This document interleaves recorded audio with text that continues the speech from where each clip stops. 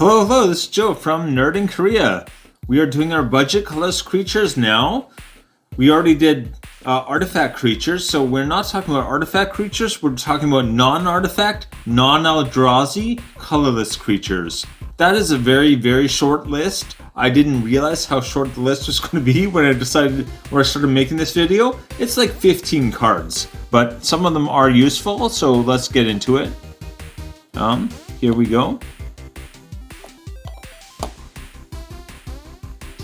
Yeah, and what we need to look at is, first of all, what is a colorless creature? A colorless creature is a creature that does not have any color in its mana casting cost, right? Its casting cost does not have any color in it, so you can put it into any deck.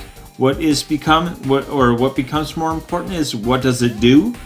You know, is it useful in your deck? And I think a lot of them really are, so yeah. Many can be easily put into any deck. So what is more important is what they do. Again, yeah, what do they do?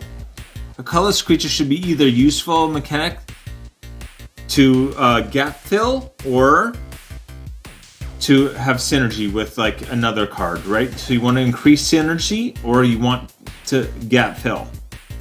A great example is early on, we're actually going to get into it right away, something where if you can't draw cards, it lets you draw cards. If you can't get basic lands, it lets you get basic lands, right? A lot of the kind of setup things you need for your deck, they can do a lot of those.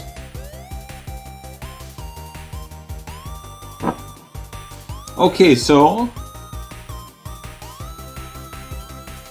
first of all, I'm going to talk about Faceless One. This is actually an example of a card you should not put in any deck, okay?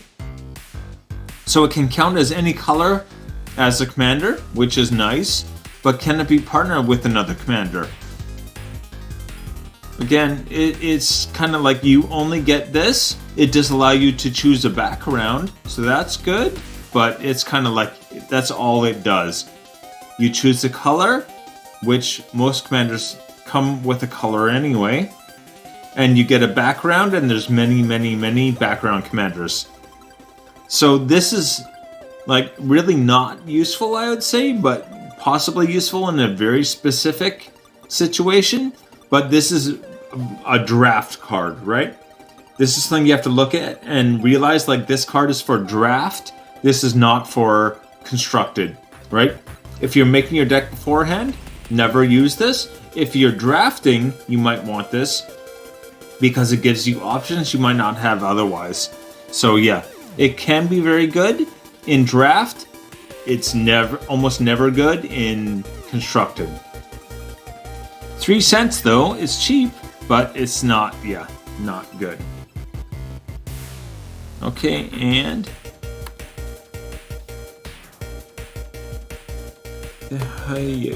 lots of fun. Okay, come on, you. My computer isn't responding today. Fun. Okay, Far Finder. We're getting to actual good cards now, or useful cards. First of all, it is a 1/1 with Vigilance. It costs 3 to cast. Its ETB, enter the battlefield effect, is search your library for a basic land card and put it into your hand. So right there, that is the really useful thing. Paying 3 to get 1 land is expensive for green, and for any color other than green, it's actually pretty good.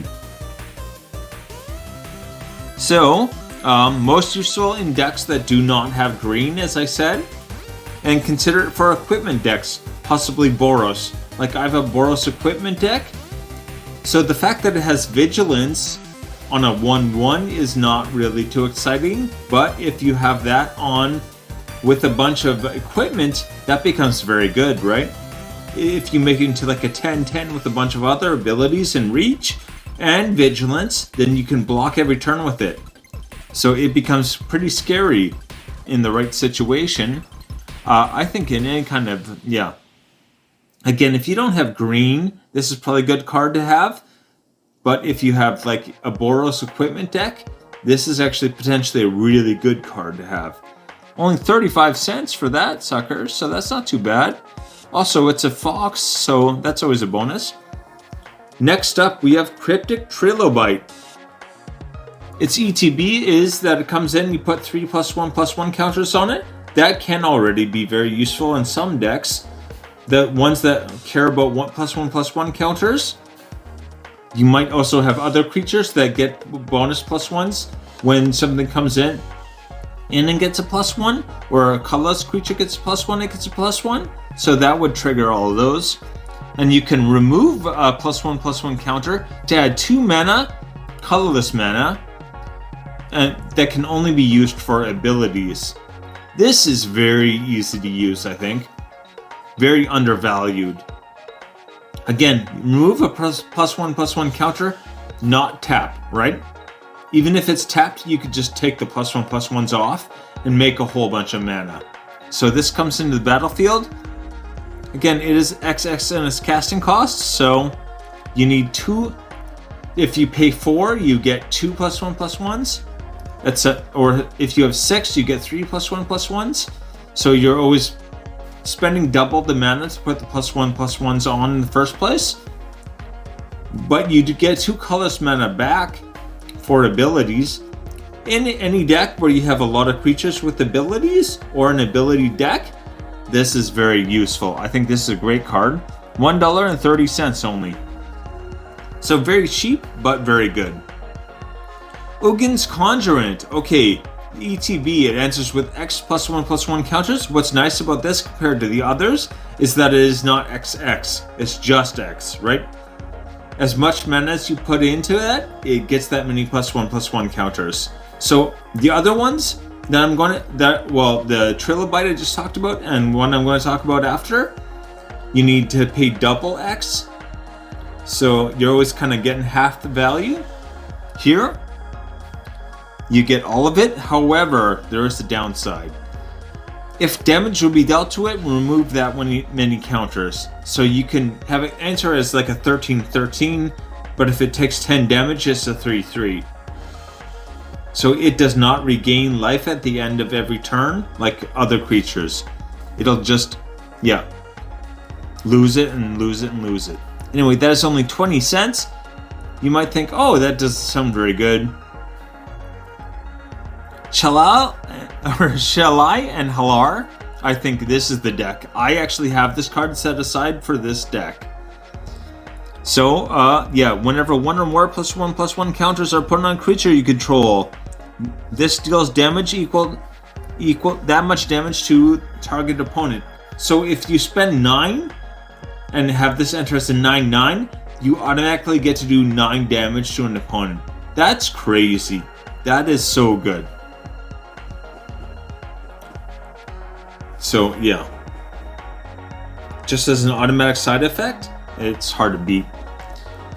Omnis Ghostfire Initiate. Alright, so Spirit Naga. This again is the XX, so you have to pay double X. Basically, as much mana as you put in is divided by 2. Gets that many +1/+1 counters. And whenever another creature, colorless creature, gets a +1/+1 counter, this also does. So like the Trilobite or Uggin's Conjurant, if they come in and get +1/+1 counters, this will also get +1/+1 counters. And when it dies, you manifest equal to the number of +1/+1 counters on it. Manifest, I think, is underrated. It's a major mechanic in recent decks, or recent sets, I should say, not decks. So yeah, it does let you cast the cards as long as they're creatures, so you can just pay the casting cost and turn it over, right? So it's very easy to get your value out of that, and it does make people kind of nervous. Like if you have a whole bunch of manifest creatures on the battlefield, other players might not want to tack into that because they don't know what it is, right? It makes them cautious. I think more than like if you had, say, 3 flyers, well, they know, right? If you have a little bit of open mana and these manifest cards, I think that gives people pause about attacking you in the first place. So that manifest is actually very good, I think. 66 cents for that one. So I'd say it's well worth it. Walking Atlas. Okay. Again, very limited card selection. Someone actually on the budget group posted, this is a suggestion, they put LOL after. And I was like, well, I'm actually using that because, unfortunately, yeah, it is a very limited list. This is good in the right situation, though.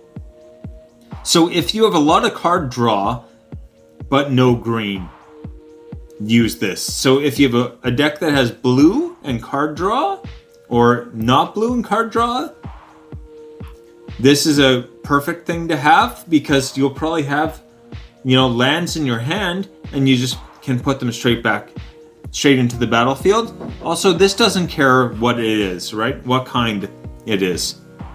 But anyway, sorry, someone's knocking on my door right now. I don't know why.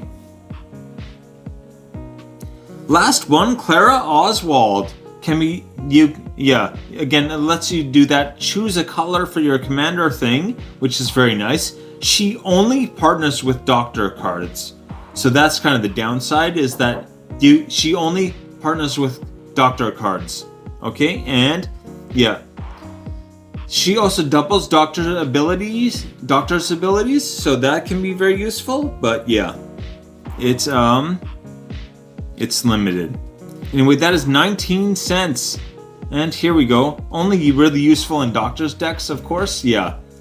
Doubling any abilities is always very good, but the doctors are limited, to say the least. So, yeah.